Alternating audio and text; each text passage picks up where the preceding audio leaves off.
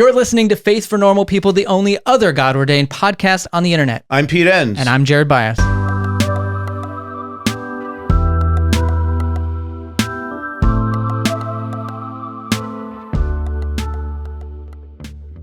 We are very excited to let you know that 2026 will be the 10th anniversary of the Bible for Normal People. Now, as you know, our values are curiosity, playfulness, and accessibility. We've been able to bring the curiosity and playfulness, but over the years, we have needed folks like you to help with accessibility. We're launching a short campaign over the next month to raise $60,000. One thing we want to do is provide Spanish language captions for all our classes.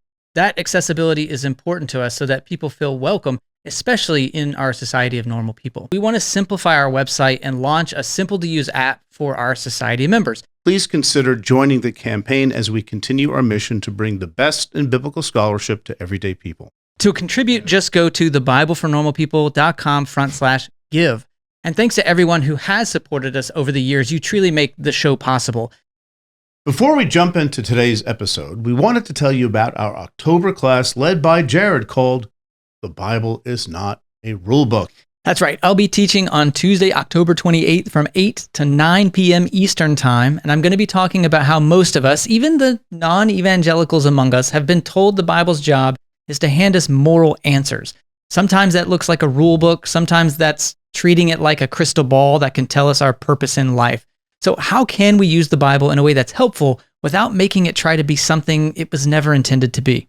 So Jared will look at problems with the rule book approach, problems with the magic 8-ball or crystal ball approach, and practical ways the Bible can be used in our life, leaving those other approaches behind. So mark your calendars for October 28th from 8 to 9 p.m. Eastern Time and go to thebiblefornormalpeople.com/rulebook to sign up. That's thebiblefornormalpeople.com/rulebook. Sign up today. Well, today on Faith for Normal People, it's just me, Jared, and I'm talking about the faith of Gen Z with Angela Patterson. Dr. Angela Patterson is a media psychologist who specializes in technology's effects on religious and spiritual development. She's the head of content at Springtide Institute, a nonpartisan, nonprofit organization that engages the power of social science to learn from and about young people ages 13 to 25. In addition to all that, this episode is extra special because instead of quiet time at the end of the interview, we're going to feature reflections from members of our own Gen Z cohort group who participated in conversations about faith, the Bible, and life over the last year as a part of a new program here at Bible for Normal People. So special thanks to our co-leaders of that group, Cambridge Vergeer and Charlotte McAdams, for all the work they did in coordinating the program, and to Claire Nelson, who came up with the idea in the first place. All right, let's dive in. These young people not only want to be connected in a meaningful way to their peers and to adults, and ideally to a higher power, God, whatever that might be, but they also want everybody else to be able to be in that space and be there authentically and be there in their full selves.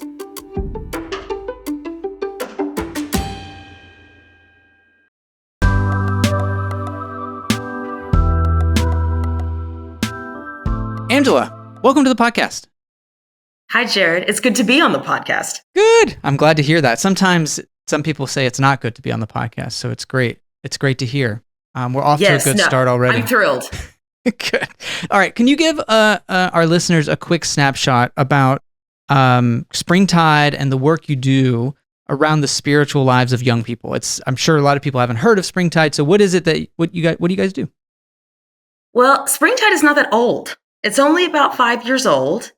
And basically, it's a group of psychologists and sociologists who use social science to understand the religious and spiritual lives of young people. And so we study young people 13 to 25, and we research them to know them better and center their voices. We share what we learn, and then we also track generational trends to kind of see what's coming next. We try to stay on the edge. And so our work traditionally, as I mentioned, has focused on religion and spirituality, but in the past couple of years, we have branched out to how faith intersects with other things, namely mental health and politics. And we hope to have some other kind of cultural institutions that we investigate in the years to come. But that's where we are right now. Fantastic. I'm going to show my cards. I really wanted you to be on the podcast so that you can help me understand my children. So that's really what Yes. we're This is all a about. common thread that we hear. Happy to dissect them. Yes. So whenever we talk about that 13 to 25, maybe give us some indicators, because I think a lot of times online, these millennial, Gen Z, Gen Alpha, these are thrown around and we don't really know the parameters of that. So when we talk like Gen Z or Gen Alpha, what are the age ranges that we're talking about to kind of put some concrete numbers to it? Absolutely. And keep in mind that these classifications are often arbitrary. There's no governing body naming these, right? But nonetheless, Gen Z is roughly 97 to 2012. Okay. But then Gen Alpha also supposedly starts around 2010. So there's a little bit of an overlap. Probably it'll be a little sandwich generation, kind of like what we have with Gen X and millennials. But roughly Gen Zers are ages 13 to 28 at this point. And then the oldest of Gen Alpha would be 13 or 14. Okay, good. It's funny. I'm taking a minute here to actually put my kids in here to see like, okay, where do they fit? All right, that's good. How old are they? They range from 19 to 11. So, okay. Yeah, so they're spanning both of these. So you've got a Gen Alpha for sure. Yep. Your 11-year-old. Yep. And then a lot of Gen Z. They give each other a hard time. They give the youngest a hard time for being Gen Alpha. So because they're so mature as Gen Z folks. So mature. Yeah. Boy, I have to ask, is your 11-year-old using some of the terminology that I see on social that's supposedly Gen Alpha? Oh, yeah. Yeah. Okay. For sure. It's hard to know when they're using it ironically and when they're using it seriously, because no one wants it to be too serious. So it's a little bit of like, I don't know I don't know how it's all happening, but yeah. It's happening around you though. It is definitely. It is happening around me. Okay. So let's talk about the spiritual lives of these folks. I think there are a lot of our listeners who probably do have kids that are in this age range and trying to understand the trends and what's the culture and the context. So, from my kind of half-hearted internet research, it was like this spiritual, but not religious.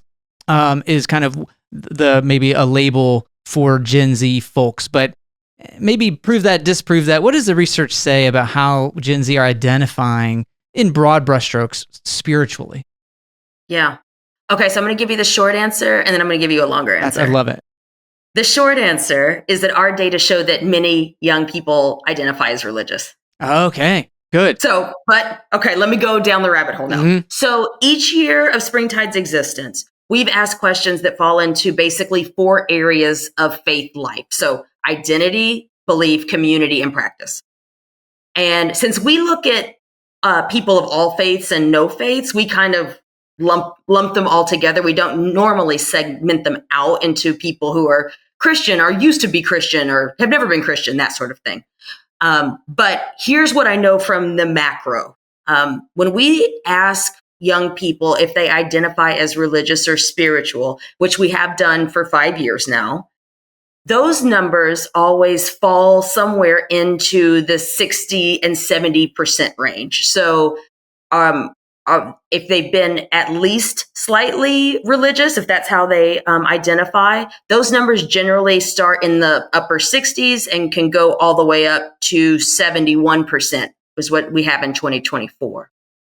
And then with spiritual, if they said, yes, I'm at least slightly spiritual, 79% in 2024 said that they were at least slightly spiritual. So when you think about those numbers, that's a lot of young people that are claiming some degree of either, yes, I have a religious identity or yes, I have a spiritual identity.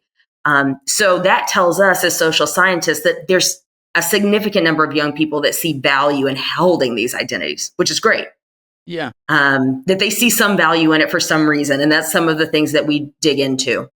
So that's one little tidbit. When we think about belief, when we asked this question in 2024, 42% of young people said, I know a higher power exists and I have no doubt about it. Which that's a pretty large number for a question of this nature. Mm-hmm. Because to say such a thing with such certainty is novel in any, instance, but especially in social science. So when you couple that with the 30% that say they believe more than they doubt, you've got a large majority that are on the belief side of that spectrum. Okay.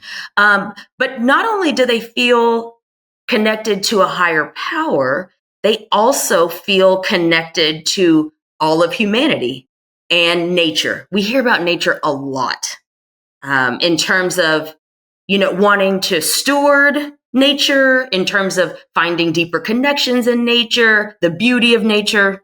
There's a lot spiritually that happens with this generation in and around nature.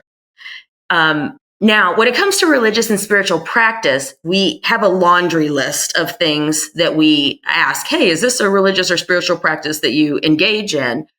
But church going isn't necessarily one of those. In 2024, we had 47% of the young people we surveyed said they never or rarely attend service. So you've got a lot of young people kind of not on the end of that spectrum, but in 2024, 45% said that they still pray. 54% said they spend time in nature. And 56% said art is my thing. That is where I'm connecting in a spiritual or religious sense. So that's just a little bit of a snapshot.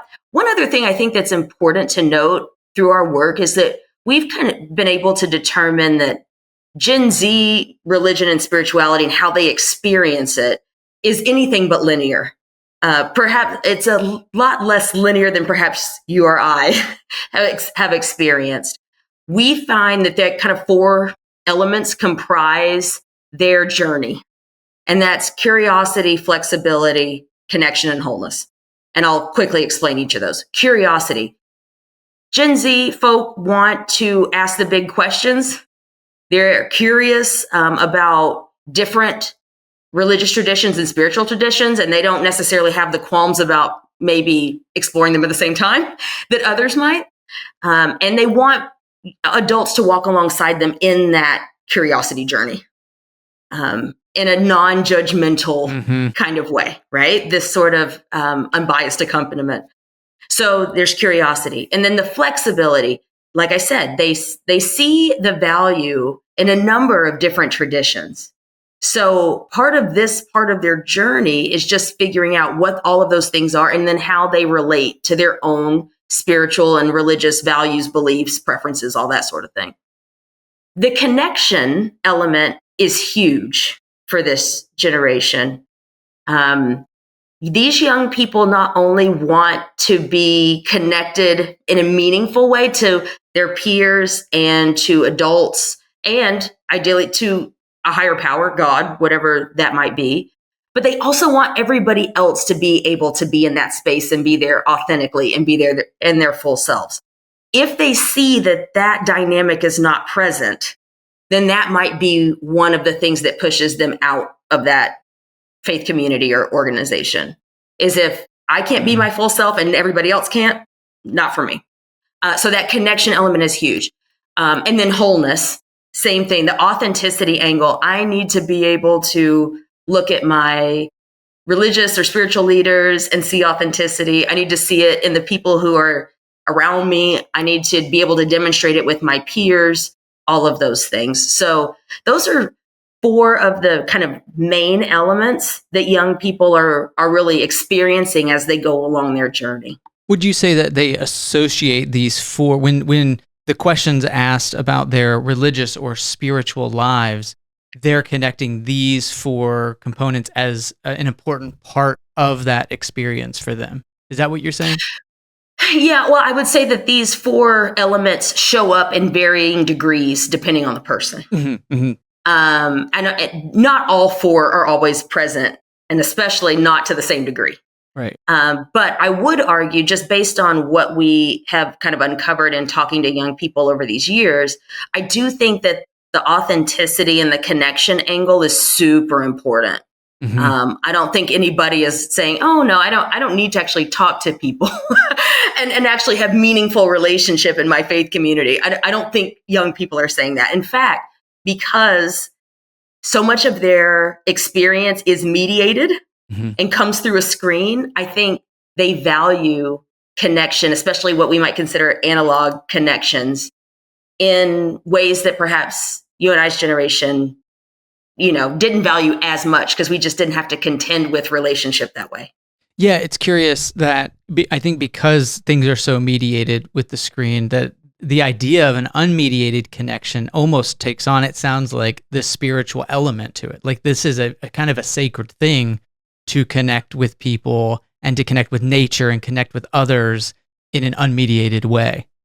Absolutely. We did a study in 2023 on the sacred because we were intrigued by young people's experience and articulation of what the sacred is, especially those who might not have a religious background and have the language that those of us who grew up in a tradition might have. And one of the things that came up was they don't necessarily experience these moments in distinct places or spaces, but they happen in moments and often in connection with others. So they absolutely see this kind of, sacred, awe-inducing experience within this transaction, within relationship. And I think there was only about a quarter of young people that said that they had experienced these sorts of moments online, which gives you a whole swath of people saying, no, they always almost have connection, but it's in person in some form or fashion. And so I do think you're onto something that, these young people really do value that sort of connection.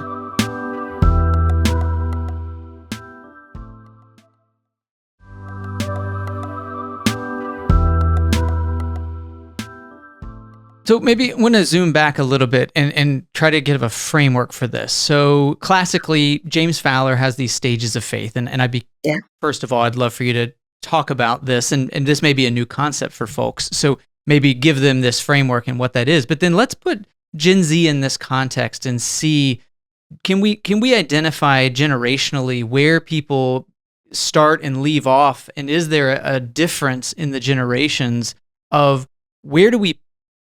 I'm thinking of my own experience with my parents and their religious and spiritual upbringing and what they passed on to me, which in some ways is sort of standing on their shoulders. Like it allowed me to maybe enter at a different place than they entered. And I'm curious Correct. if that is continuing on in Gen Z or how that manifests. So maybe give us that framework. And then how does Gen Z fit into that? Okay. Yeah, absolutely. And I will say, James Fowler wrote a whole book on the stages of faith. Yes. So I'm gonna shove this way down. Oversimplify, memeify it, Angela. Just memeify it. We need this TikTok. I'm gonna try to. But I will absolutely. I'm gonna lay that out for us, and then I'll absolutely make some observations based on kind of what I've seen with our work at Springtide. Okay. So Fowler, in a nutshell, back in the late 70s, early 80s, Fowler created a model of faith development that basically presented what we call in the social sciences a stepwise progression of faith, meaning you go from one phase directly to the other, right? And he kind of took some of the OG knowledge around adolescent development in the social sciences at the time, and then combined that with the dynamic elements of faith to create this, right? So technically there are 6 stages. The 6th is not one people generally reach, and I'll say why in a minute, but I'm going to go quickly through the stages just to give you the trajectory. So the first stage is called intuitive projective faith. And this basically takes place from birth to 7. And it's characterized by imitation and fantasy. If you've ever helped teach Sunday school to the littles, you know what intuitive projective faith is. Stories, big drawings, that sort of thing. But eventually the child grows up and learns that there's a difference between fantasy and reality. And then we move into what is called mythic literal faith. And this is the elementary school years, roughly, if we're following the model discreetly. Mm-hmm. This is where kids really start to claim faith as their own, but they usually take the stories very literally. If you've ever had an elementary school child ask you questions about the Bible, you might know this. But usually they get to the point, obviously, not usually, most of the time, get to the point where they're able to realize something about these stories may not be adding up. And then that's when we transition towards what we call synthetic conventional faith. And that's basically the teenage years. And like so much of what happens in adolescence, their faith is largely defined in interpersonal terms, right? I see my faith, but now I start to see it connecting to me and my school and my friends and my family. We're still in our bubble, but we're starting to kind of project our knowledge of faith outward to expand it. And what usually causes a transition at this point, because now we're getting into late teen years, early adulthood, right, is that usually a person has an encounter of some sort or an experience that forces critical reflection on their beliefs. And according to Fowler, some people never move past this third stage. Mm-hmm. So, Mm-hmm. It's quite normal, for some people just to lock in and be like, nope, this is my faith. I don't really have critical reflection on it. I don't ask a lot of questions. It just is what it is. But because of that lack of experience, like they don't have that experience, that catalytic experience that would force you to question and do that reflection. Yeah, according to this model, yes, mm-hmm. Absolutely. Mm-hmm. But so many of us do, mm-hmm. Right? And so even if you have that critical moment, you do some sort of discernment or some sort of critical reflection and still land back where you were. Mm-hmm. That's okay too, right? But I won't get caught up in the movement. We'll talk about that in a minute. So the stage of young adulthood, when you have this critical reflection period and you're like, oh, okay, I got to figure out where my faith sits now that I've had this encounter. It's called individuative reflective faith. And this is where people are making sense of the dichotomies that they're experiencing. I'm an individual, but now I'm part of the collective, right?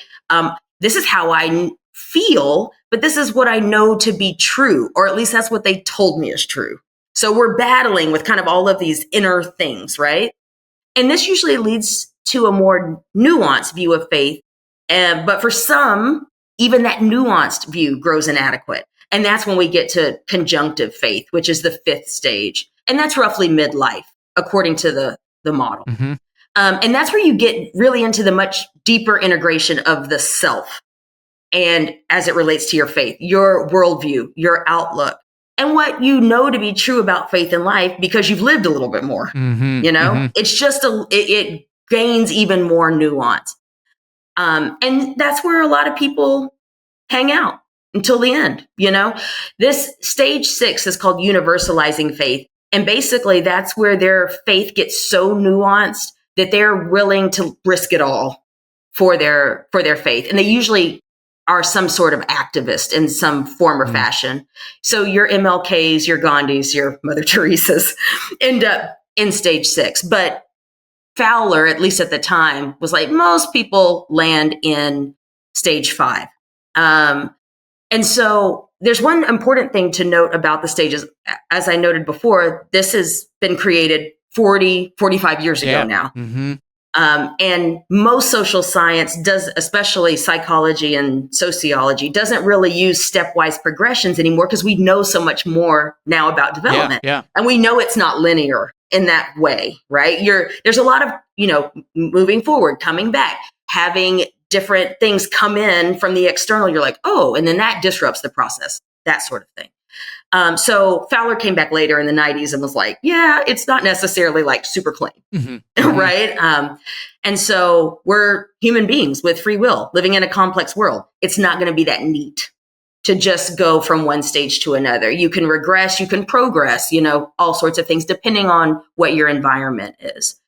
And so when I studied this originally, my early work showed that yes, young people, which I was interviewing Gen Zers at the time, they could, in big capital letters, could move through the stages faster, mainly because of the onslaught of information that they're exposed to mm-hmm. at all the time, right? Yeah. Because it opens up their worldview so much wider, and so much faster. Yeah. And in Springtide's work, I absolutely see little pieces of evidence of this. Young people asking critical questions about themselves and the world that I can say for myself, I was not asking at 15, 16, maybe even 20. Gen Z has a very different experience of coming of age than you or I did. And this world has already confronted them with realities on a mass scale that we just didn't have to contend with at that age. And so I could easily see that some of the teens that we've talked to could be in that stage of young adulthood, according to Fowler's theory, as teenagers, especially if they've had to contend with their race or any of their other personal identities that impacts their experience of the world. If they've had to ask critical questions about who they are very early, then it's much easier for them to consider these critical questions in the faith space at the same time. Yeah. So depending on what's going on in your environment, it certainly could push you through these stages a little faster. Yeah. And I have a couple of follow-ups I want to try to keep in order in my brain. But the first is, you talked about the synthetic to the individuative or reflective, and that's usually brought along by some experience. Is this onslaught of information, this experience? Because I could imagine growing up for most people, for most of human history, it's very contextualized. Like I only get so much information, and usually that reinforces what I was already thinking. And so it's really strengthening those. And it takes a lot of an experience. I think of it as like a rubber band stretching. To really break that rubber band would take a lot. And it feels like if you're getting a lot more information at a younger age, when you don't have that identity being reinforced over and over, it sort of can create these experiences or these kind of faith crises, or just not crises, but things that are questioning the inherited traditions earlier. I could see how that would sort of be the catalyst to push you into this individuative sooner. Do you see the ability, because Fowler, and I don't know how psychology, you can kind of update us on all of this, tracked it with stages of development as they are. I guess my real question is, if they're getting these experiences at younger ages, do they have the capacity to really understand what's happening with them and be able to frame it in healthy ways? Are we adaptable in that way? Well, we might be. I do know that biology, though, is in terms of like psychological development, the processes remain largely the same. Their prefrontal cortex still doesn't really develop until later, right? Yeah. So I would say, they certainly could have the capacity depending on their external environment and how much help and support they were getting. Okay. But on their own, it seems to me, and I'm happy to debate this with others, that they would still not have the hardware in some ways. Right. To be able to make sense of what they're seeing. I think that's really kind of one of the crucial places and touch points that trusted adults, but especially trusted adults in ministry can have, is I know I can go to this person and they're going to help me make sense of what I'm seeing in Palestine. They're going to help me make sense of what I'm seeing in Syria. What I'm seeing in the United States, what I saw at my school. There's name your thing. There's so much to be sorted out. And that's why it's so critical to have trusted adults around who can help them shape what they're seeing. Because yes, on an intellectual level, can they understand the parts and pieces? They might not get all the nuance, but yeah, they can understand the parts and pieces. Do they know what to do with it though? Not always. Yeah. Right. And that's where the trusted adult element is very key. Yeah. Well, this is taking us a little bit further down the track of being really practical. And I was going to do that later, but I'd like to do it now because you mentioned earlier a very, I think, helpful phrase, and I'm putting some pieces together. You mentioned this unbiased accompaniment.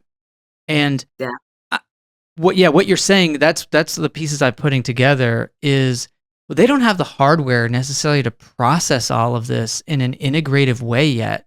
And they maybe need some help and support. However, is there a way to do that without reinforcing the earlier stages? Is there a way to provide that unbiased accompaniment in a way that actually is giving them that support on the way to this individuative and then conjunctive integrated faith expression? I think that's good language to capture where I think a lot of parents struggle. with teenagers is I don't know how to provide support without providing answers that just reinforce an old model that even I myself don't adhere to anymore. I'm in a different space now, and I see my teenager with these questions, but I don't know how to be that unbiased accompaniment. Maybe I'm misusing that term, but can you say more about that? We don't have the hardware, but we're getting exposed to it younger. There's a place for adults, but how do we do that in a way that's going to help them along? Sure. No, it's a great question. And I think I want to take some of the burden off the parent to be the scholar, theologian, all-knowing person. Yeah. It's totally fine to say, I don't know. Or my own understanding of this has now been challenged because of XYZ. Right. Let's try to find out together. That's unbiased accompaniment. Knowing that you don't have all the answers, and that's okay, because the young people that we're talking to don't expect adults to have all the answers. Well, maybe one way to say that is I immediately connected to the 4 things you said are most important in this generation is if we show up with curiosity, flexibility, wholeness, and just a desire to connect, that's going to go a long way in the process. A long way, right? Because you're creating a safe environment for me to bring all this stuff that I'm hearing and seeing and don't quite understand, and I can dump it out on our proverbial table, and we're going to sort it out. And we all have a space and place at this table, and nobody's dictating anything. Now, there could be someone who is an authority on something, and we might be able to recognize that. And young people might be like, you know what? Yes, this person did study this for 20 years. Maybe I should listen, right? But we've already established that this is a safe space to unpack. So I think sometimes when young people feel like they're being dictated to, that's when the resistance comes. But if I come to a young person and I'm like, that's a great question, I don't really know either. But we should figure it out the best that we can. And we might not come away with a full answer, but hopefully we can gain some more understanding. So I think just doing that alone is half the battle, maybe 3/4 of the battle, honestly. Yeah. Can you say more about, because you said parents, we want to not have it be, I think there's, in my circles, there can be a lot of pressure where the parent has to be everything because we don't have a lot of social structure outside of parents for that speaking into. There's not a multi-generational space. So let's bring church into this. You talk about church leaders, and how do Gen Z feel about church as an institution? You said the research says that 40, I can't read my own handwriting, 47% never or rarely go to church. So what are ways that we can think outside the box, or ways that churches can be more of this presence? I'm just trying to think of how do we provide socially and culturally a space for these Gen Z to go, and it doesn't always have to be the parents who maybe aren't equipped to be able to do this. Absolutely. No, the church, the Big C church in particular, is in an ideal position to help do unbiased accompaniment if they can be unbiased enough. Yeah, right. We sometimes we have to open up a little bit to meet people where they are, and that's true of anyone. Yeah. But especially for Gen Z, and you're right. When we have asked young people this question in the past about their trust in organized religion, or even trust in just institutions in general, it's usually very low. And so that is true, and that is something to contend with. Right, is getting past perhaps some mental maps of what they know organized religion to be. So I'm not going to downplay that. That does exist. But I can say, though, I feel like with some certainty that young people would love to have some guidance and membership in any space they're in. You know what I mean? And faith communities are no exemption, right?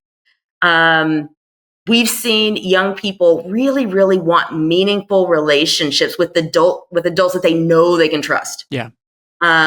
Again, relationships, they can be vulnerable, not be judged. They can ask the hard questions, all of those things. They want to be seen and heard and loved and valued for who they are. Yeah. And you're asking me about what churches and church folk can do. Mm-hmm. This is part of it, right? Mm-hmm. And notice I'm not talking about anything about dogma or belief. This is all relational in order to make some initial connections that give the foundation for this to happen. But I think in terms of specifically how the church could adjust, I think there's 3 questions that I really want to pose. And some are more, this first one's more practical, but the others are more mindset related. So the first one, how do young people function in the life of the church? Are they just there for youth group? Do adults interact with them outside of telling them what to do or where to be or what they should be doing? How can there be more co-creation with the young people in your space? So that's one operational consideration. Mm-hmm. But in a more mindset related aim, are you ready to have your faith questioned? Right. And I'm not saying it as it's an adversarial conversation. You must defend your beliefs. I'm talking about, can you sit in the discomfort of not knowing the answers to the hard questions kind of thing? That's more of what I'm talking about. Mm-hmm. Are you able to say, I don't know, or I don't really understand? What is your ability to hold space for somebody who is at that point, who has questions, who might have doubts? Do you have the capacity really for that level of interaction? And so that's an internal work. Right. And then perhaps most importantly, how ready are you to love young people if they decide to not believe what you believe? Mm-hmm. What does your faith compel you to do in that instance? I think that's an important question that everyone in ministry, if they want to be interacting with young people, needs to answer for themselves, because that's a real reality. Mm-hmm. You know, they might just not land in your camp. And how will you love them anyway? Yeah. Yeah. I think that's very well said. And I think that's a great set of questions for churches, because I know churches all over the place who are like, why can't we get young people? And I think these are great questions. And the only thing I would add, which feel free to correct me, is I do think that there's some conflict in values. And you said it's not about the dogma, but also like how we show up and how we behave. And yes. I don't know of many churches that explicitly on their list of mission and values and vision have curiosity, flexibility, right? So I think there's a little bit of soul searching for religious institutions to say, what are our core values, and do we need to reconsider? And in this way, I mean, what I see as hopeful, and I want to be in the position not of authoritative, but as learner, to say, wow, what can I learn that these core values show up again and again in the spiritual lives of young people? Where have we not shown up in these ways? Because these seem like really good and beautiful things to me. So it's like, absolutely, how do I see this, and how do I advocate for these things to be more centered in my church and in my congregation? So I think it's a good lesson to be learned here. I mean, imagine if we did center those things. Mm-hmm. And we went into relationship with young people with a posture of, I'm actually learning from you. Right. How can your questions and your doubt actually strengthen my faith? Because it could, or it could rock it a little bit. And I think that's what people are most scared of. Right. Right. So I think that's why your questions are so helpful. It's like, are you ready? Can you show up as a non-anxious, unbiased person in the presence of all of these questions and flexibility, things that probably don't rock the Gen Z person? That's just something they value. Correct. But us older folk might need a beat. You know what I mean? Which is fine, and that's part of admitting that too is great. Mm-hmm. But if we're operating under those 4 elements that we talked about earlier, that's okay, because remember, we're bringing our full selves to the table. Right. And so you having issue with that, that's okay too. If you're authentic about it.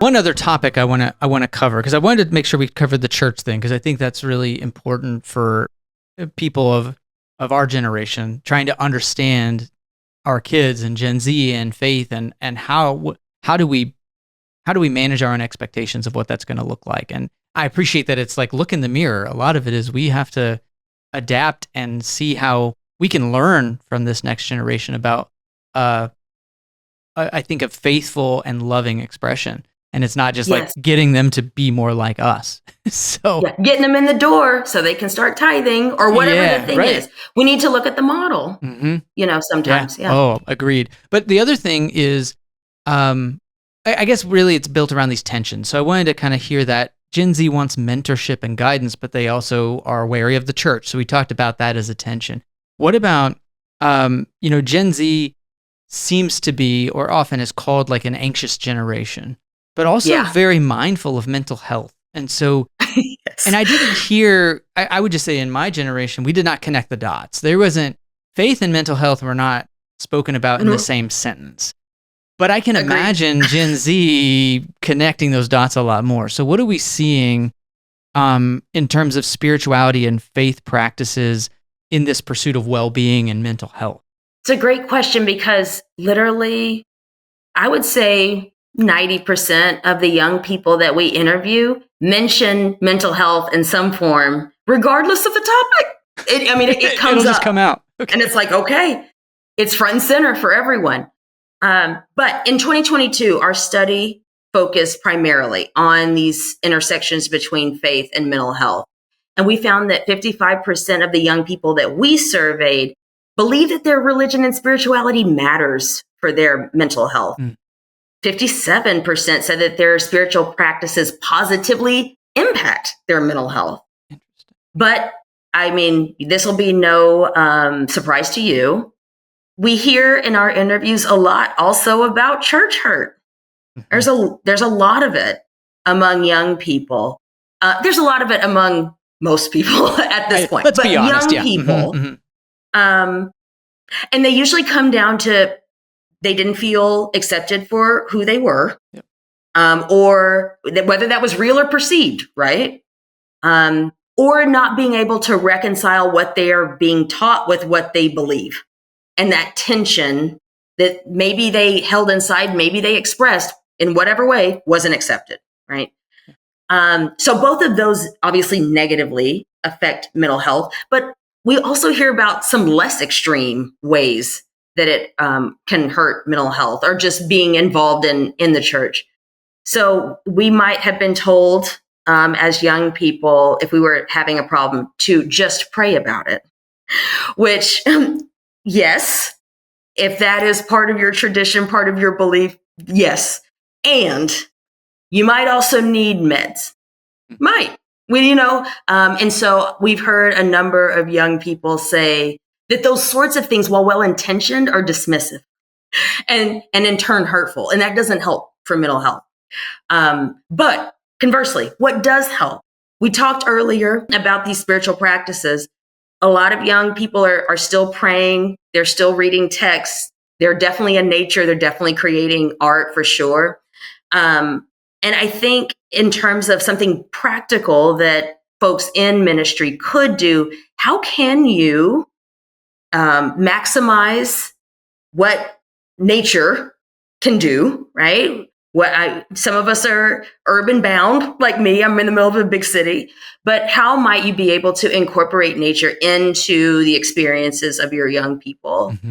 And then also, we know that having purpose does a lot for mental health. So how might ministry leaders or parents be able to facilitate greater purpose in a young person's life? They say to us through the data that is something that really helps to ground them and give them a sense of something greater around them.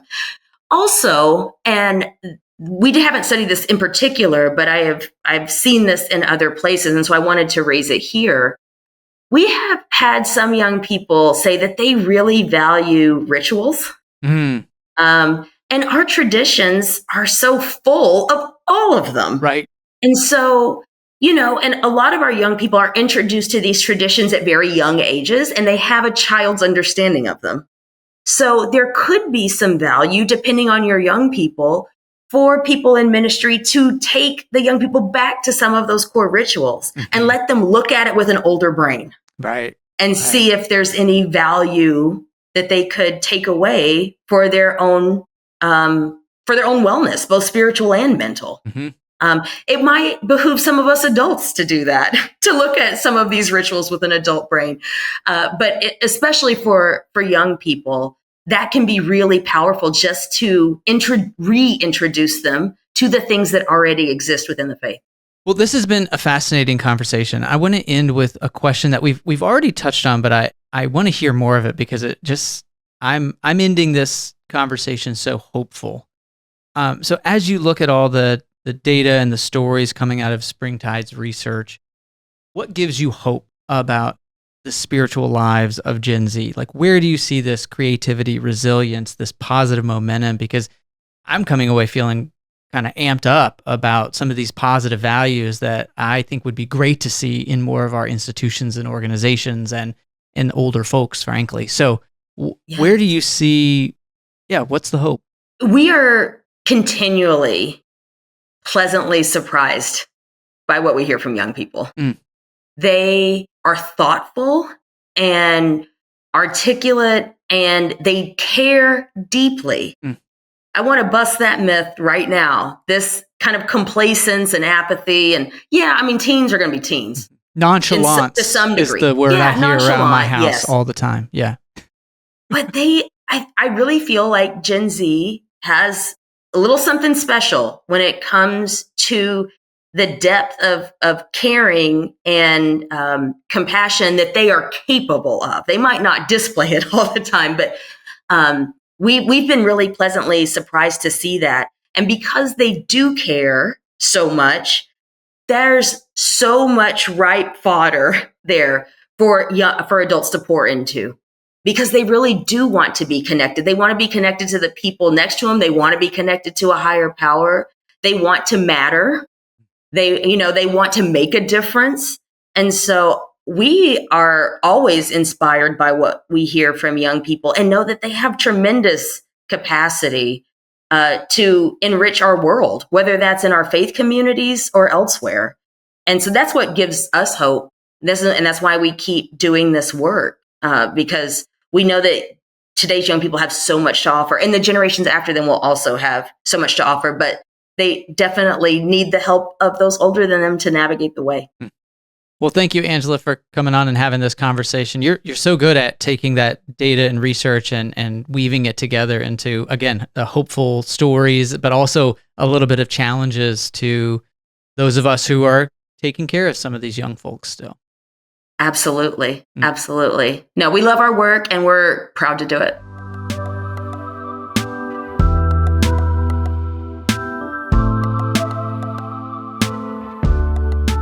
When we asked our Gen Z cohort members, what do you wish older generations understood about how you experience faith? Here is some of what they said. I fear the elders in my life might accuse me of leaving when it gets hard. I don't know if they see that the choice to step away is rooted not in a flaky fair weather faith, but in a belief in a God that demands a fuller love. I have been part of churches filled with kind people where I felt the Holy Spirit shaking in my spine and still needed to leave. I wish older generations knew my church hopping and churchlessness was not the absence of faith, but a commitment to it. It was the choice to believe myself a child of God and seek a community that honored the fullness of that. I wish older generations would detach their social and cultural experiences of church from their view on what it looks like to be a Christian. My faith journey has been one of constant wrestling with God, with the Bible, with the church, and with myself. On the other side of my deconstruction, faith has been transformed from something given to me into something I have to choose moment by moment. God calls us to be faithful within our context. Quite often, choosing faith means choosing a path different from those who came before me. I wish older generations would understand that people have different internal experiences of faith, and that we aren't experiencing something different because of sin or willful ignorance. Personally, I've never had spiritual experiences that confirmed my Christian faith. I never saw miracles, signs, wonders, or even an answered prayer. My approach to faith, while it is often unpopular with older generations, was really founded by the older generations. I was raised in an environment of certainty and apologetics in faith, needing to always be ready to give an answer. From a young age, I was really invested in faith, church, and knowing what to say to point to God. Ever since I was a child, older people in the church treated me like I was special, as I knew all the facts, how to act, how to speak, how to stand, how to dress, and how to defend my faith. I remember arguing with public school teachers, convinced that I was pointing them to Jesus and away from hell, where they were surely headed. I was invested in all of this, groomed to dig deeper into the scriptures and to use my intellect to be able to clearly articulate the points that are important to the people in power in faith circles. I wish that older generations would understand that it is impossible to continue to dig deeper and to have true convictions while spouting off the rhetoric that they perpetuate. It is incongruent with intellect, convictions, and understanding of Scripture, as I have learned more and more, digging deeper into the Word and relying on the Holy Spirit. I wish that those people who filled me with pride in myself and what was right would understand that what is right is never as simple as black ink on white paper. I wish more people would understand that these have been issues since the beginning of Christianity, and that people who truly believe, not people who have fallen away, have had varying convictions about a variety of these issues, and that this differentiation of beliefs helps to make us more authentic and diverse. We also asked our Gen Z cohort, what should a Christian community look like, sound like, act like, in your opinion? Here were some of their responses. A Christian community should always point to the hope of God's transformation of the world in word and action. I believe it should look and sound like regular people who care deeply about one another and their community. It should look like the upside-down community Jesus preached about, where self-concern does not rule the day. It should be the first to grieve all tragedy, celebrate all renewal and reconciliation, and call out the abuses and failings of power and greed. I am convinced that the Western Church has lost the theology of the table. I believe that all Christian communities should be built around a common meal. When Jesus ate the Last Supper and taught that the bread was his body and the wine was his blood, he was not taking symbolic thimbles of food to be taken once in a while at a scheduled time. He was taking the most common food and the most common drink for any meal at that time. Jesus wasn't inventing a new ritual. He was saying, quote, "Remember me every single time you eat." Eating together in remembrance of Jesus should be central to our practice of faith. Eating together is intimate. It creates connection, community, and mutual love. And beyond this, it is the beginning of creating justice in your community. It guarantees at least one quality meal a week for every person. Furthermore, when people see each other regularly around the table, they will get to know each other's stories, needs, and gifts. Mutual aid, and not the type that is mediated through a church office, will begin to be practiced naturally, and a variety of voices will be elevated in teaching and worship. Too much of the Western Church is stage facing. It turns the gathering of God's people into an act of consumption. It turns worship and art into performance rather than celebration. And it turns pastors into authorities rather than shepherds. Church should be done around the dinner table. If I had my way, the first staff hire of a new church would be a cook, not a pastor. A Christian community should be thoroughly Christ-like, focused on orthopraxy far more than orthodoxy. We should be big tent, welcoming people from a variety of theological or philosophical perspectives. The focus of Christianity should be on radically loving and serving our neighbors to the glory of God, not on whether we intellectually assent in the 5 solas or the virgin birth. I now think that Christian community should be welcoming, and not in a way that has the underlying tone of making someone be different from who they are, but rather being affirming. I think the church should be diverse, not only racially and ethnically, but in every other respect as well. Churches should be able to make the main thing the main thing, and allow for freedom as the Holy Spirit convicts people about any other topic or issue. I also think the church should be a community center, a place where people can feel safe to come and get genuine, immediate help. Communities with churches should be noticeably better off than communities that don't, as the church should be helping the least of these, no strings attached. Churches should be able to fully love all people no matter what, not only in word, especially the common sentiment of in word with underlying expectations, but also in deed. Churches should be full of people who are authentic, wonderfully and inescapably human. No one is perfect. Why should I need to pretend? Can I not reflect Christ without maintaining this impossible facade?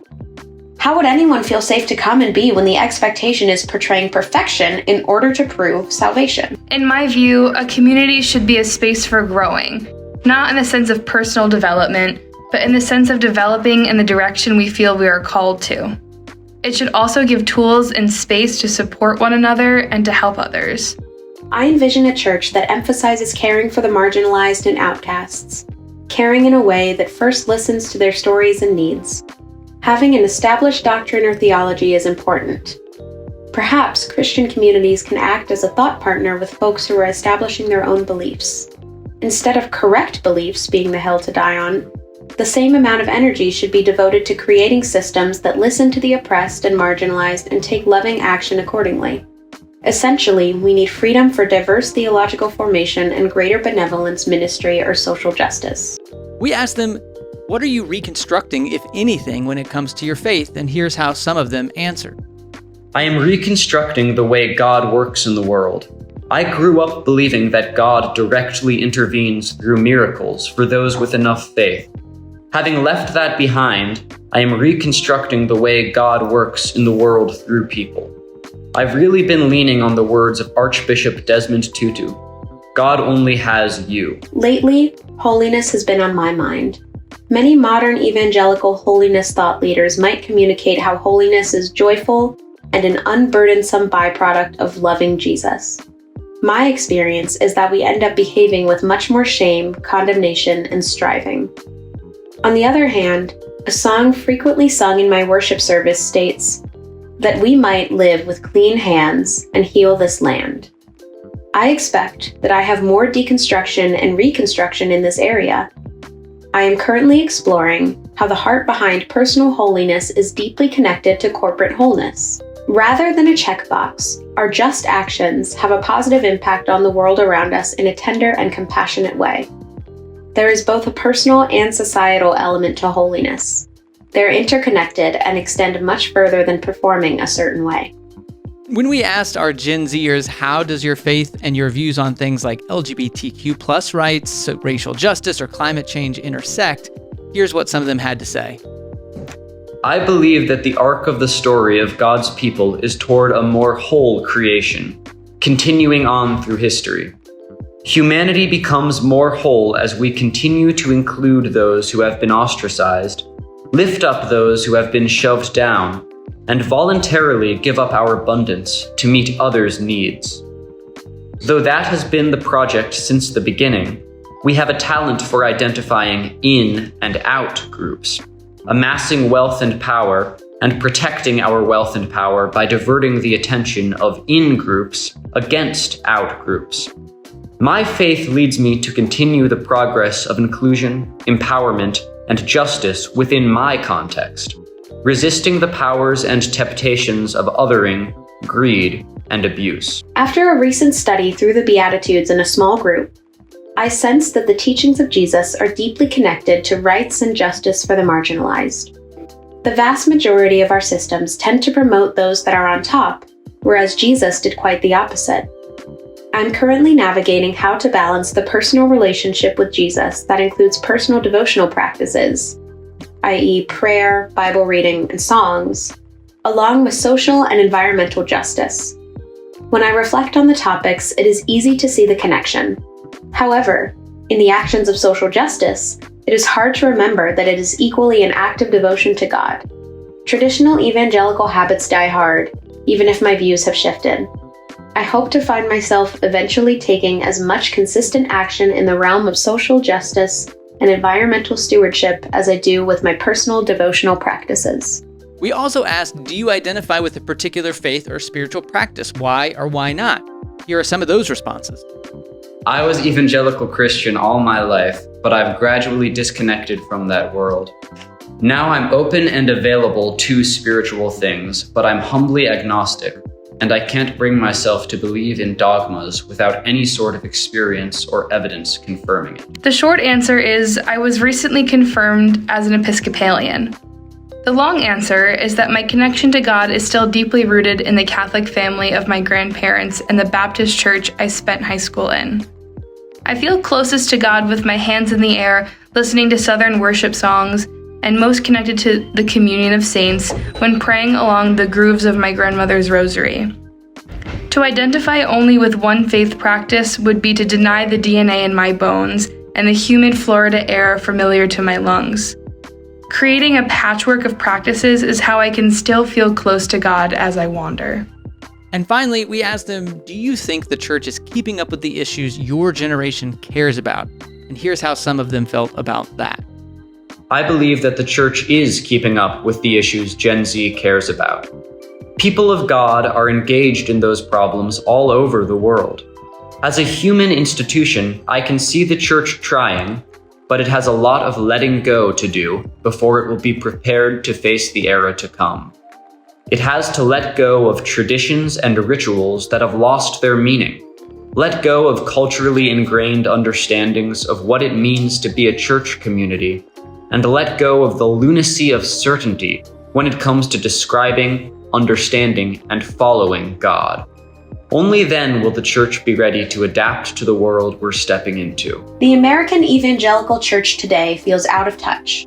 This entity has been weaponized, politicized, and made exclusive for too long. The church has learned what people are polarized about and how to have strong enough stances to rally people, increasing funding and augmenting the number of salvations, baptisms, and visitors.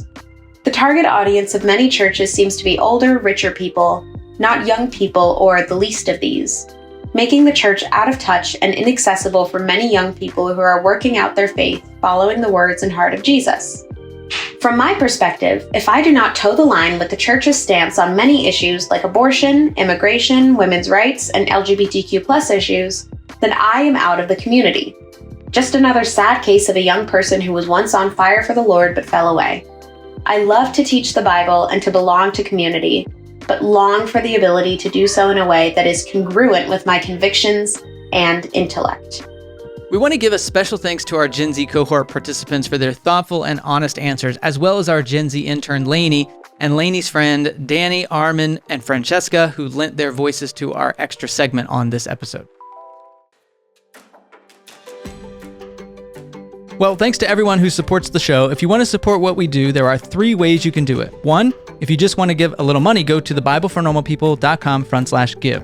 And if you want to support us and want an all-access pass to our classes, ad-free podcast, and a thoughtful community of people asking tough questions about the Bible and faith, you can become a member of our online community, the Society of Normal People, at thebiblefornormalpeople.com/join. And lastly, it goes a long way if you just wanted to rate the podcast, leave a review, and tell others about our show. In addition, you can let us know what you thought about the episode by emailing us at info@thebiblefornormalpeople.com. You've just made it through another episode of Faith for Normal People. Don't forget you can catch our other show, The Bible for Normal People, in the same feed wherever you get your podcasts. This episode was brought to you by the Bible for Normal People team.